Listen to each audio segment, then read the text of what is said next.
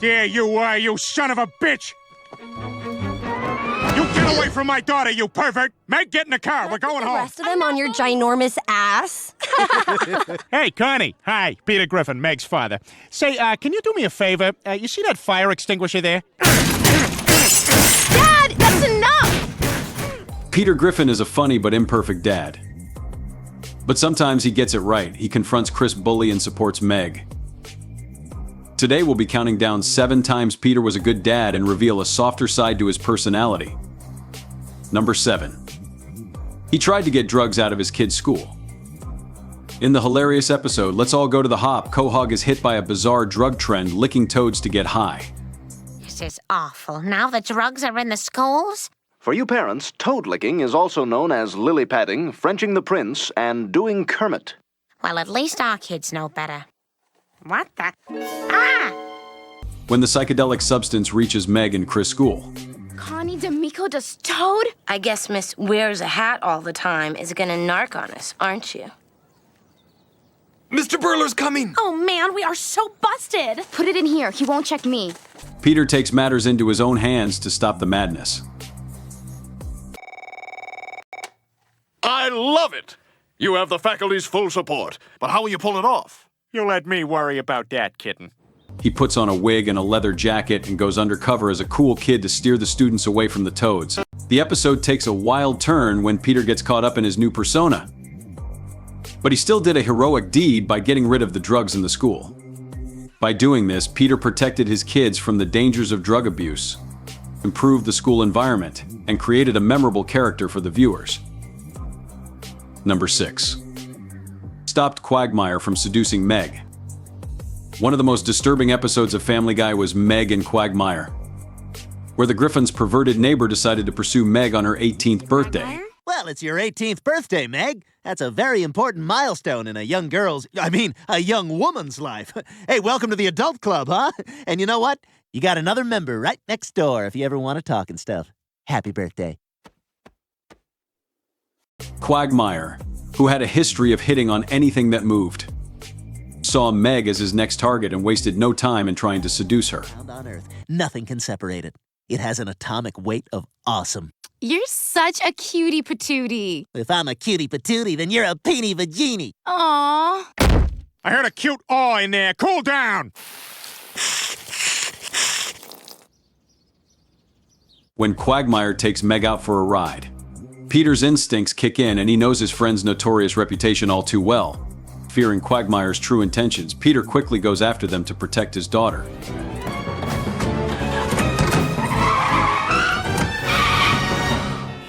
Just as Quagmire's intentions with Meg were about to take a dark turn. And I could. That's insane. What is going on over here? We taking our shirts off now? Okay, follow the leader. Peter burst onto the scene. There you are, you son of a bitch! You get away from my daughter, you pervert! Thwarting his friend's predatory plans and saving his daughter from a potentially devastating situation. Number 5. Peter confronted Chris' bully.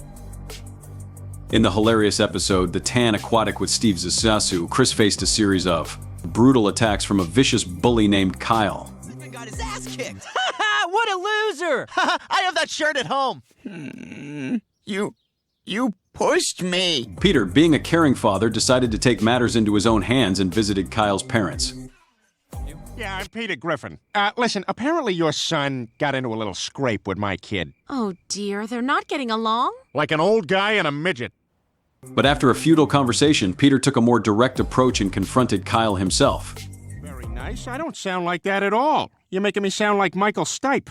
Listen, I just want you to know what you did the other day was wrong. What you did the other day was wrong. You're not making this easy, Kyle. You're not making this easy, Kyle. My name's Peter Griffin. I'm a big, fat, dumb buttface.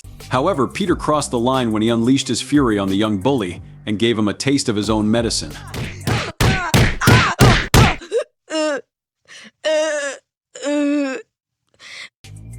Thankfully, he came to his senses after Chris' intervention, and fans admire his initial attempt to protect his son. Number 4. He risked his life for family. Peter Griffin is no stranger to financial struggles and unemployment in Family Guy. Yeah, 13 days. Well, you at least have to do something other than sitting there eating. All right. Brian, let's go for a walk. The show has featured many hilarious and outrageous episodes where Peter faces various difficulties and loses his job. You know how much time I've spent on the ocean? Wilson! What are we gonna do now? Wilson! Wilson! My name is Voight, dumbass. In one memorable adventure, Peter decides to risk his life and join a fishing crew to catch a legendary fish that would earn him a $50,000 bounty. Congratulations. You just bought yourself a cursed boat. Cursed? The last captain of that vessel lost his life, and it weren't no accident. His name was Salty, and he was devoured by Daggermouth, the man-eating bluefish. He does this to save his beloved home from foreclosure. Peter's love for his family drives him to do whatever it takes to provide for them, even if it means breaking the law or endangering himself. Fish. I wonder where that fish did go. A fish, oh. While Peter's schemes are often morally dubious and hilariously absurd, he always has his family's best interest at heart. Number 3. Peter rescued Stewie from a wrong adoption. In a hilarious twist of fate, Stewie was snatched away from the Griffins by social services, who mistook him for a neglected child. Placing this baby in a foster home. What? For God's sake, feed me! Let me guess. All out of puppy chow? What an awful home for a child. How dare you? This is a wonderful home. Quagmire, you rat bastard! Come near my fence again and I'll be your head! He ended up in a foster home with a clueless couple who had no idea what they were getting into. Hola, Stewie. Ni hao, Stewie. Stewie. Good God, I've been adopted by a Benetton ad. The Griffins were not about to give up on their baby boy, so they teamed up with their quirky neighbors to devise a cunning rescue plan. And we have to get Stewie back. I remembered. Well, we're here to help, and we must get our baby back. Right on! Let's do it! Rock that world! Rock that world! The plan involved Peter, who bravely volunteered to infiltrate the foster home and bring Stewie back.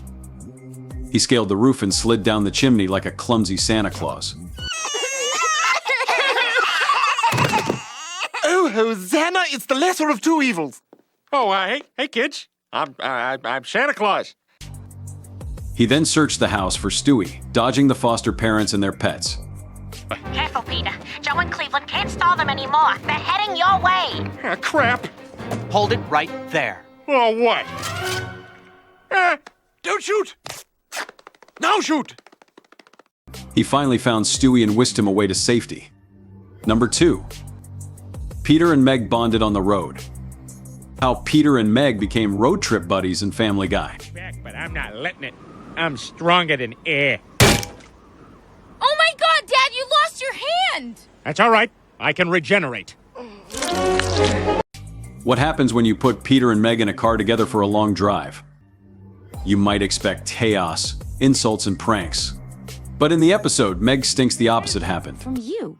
Dad, I've been hearing that song in the backseat of your car since I was a little kid. Huh. Never knew you were listening. Never even knew you were there. Wait, were you that little fat boy with the glasses? Yes, Dad. I know a lot about you. Peter and Meg embarked on a road trip to attend a college interview for Meg. Yes! Yeah, college! Oh, God, I gotta take a whiz. Yeah, I got a whiz, too.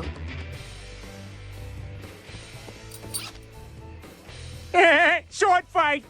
Gonna get ya! And along the way, they found out they had more in common than they thought. Number 1. Protecting Meg. What happens when Peter Griffin becomes Meg's overprotective dad? Find out in 2 hilarious episodes of Family Guy, where Peter goes from zero to hero in defending Meg from her enemies. What the hell are you doing? That's my daughter. Yeah? What are you gonna do about it? What am I gonna do about it? I'll knock your teeth down your throat and out your butt, you little bastard. Oh, you think that's funny? Him spilling juice all over the floor? This is gonna make people's sneakers sticky, and then we're gonna have to listen to... He beats up everyone who bullies Meg. Without a seat. Jeff Banfield, I'd like you to please come down here, take your pants off, and sit. Me? What did I do? You know what you did, Jeff! I don't even know what's going on! Just go, Jeff, or he'll start hitting that trash can with a spoon again. That means now, Mr. Banfield!